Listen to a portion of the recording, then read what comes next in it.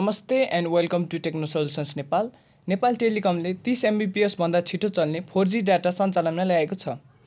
अहिले यो सेवा काठमाडौँ र पोखरामा मात्र उपलब्ध छ। हामीले यो भिडियोमा 4G कसरी एक्टिभेट गर्ने र फ्री 4G डाटा कसरी चलाउने भन्ने कुरा सिकाउँदै छौं।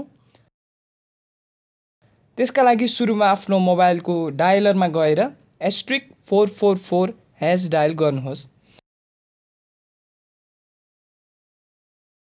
त्यसपछि त्यहाँ भने अनुसार 4G एक्टिभेट गर्न 1 डायल गर्नुहोस्।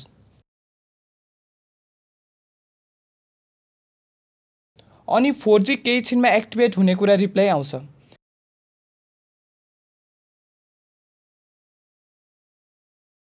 त्यस लगत्तै तपाईको मोबाइलमा 4G एक्टिभेट भएको र 4 दिनको लागि फ्री डाटा आएको मेसेज आउँछ। यदि यसरी नै डायल गर्दा यस्तो खालको रिप्लाई आएमा नजिकैको NTC अफिसमा गएर रु 55 तिरेर 4G सिम साट्न सक्नुहुनेछ।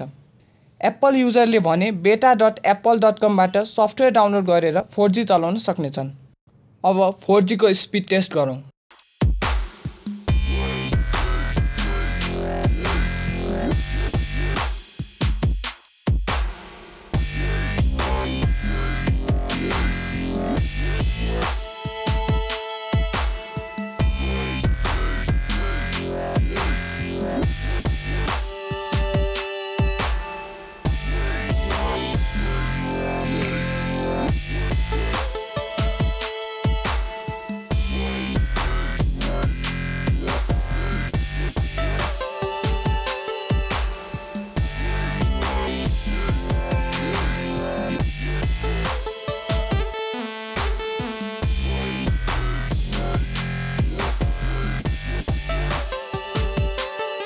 तपाईको मोबाइलमा 4G सपोर्ट नगरे पनि 4G एक्टिभेट गरेर फ्री डाटा चलाउन सक्नुहुनेछ।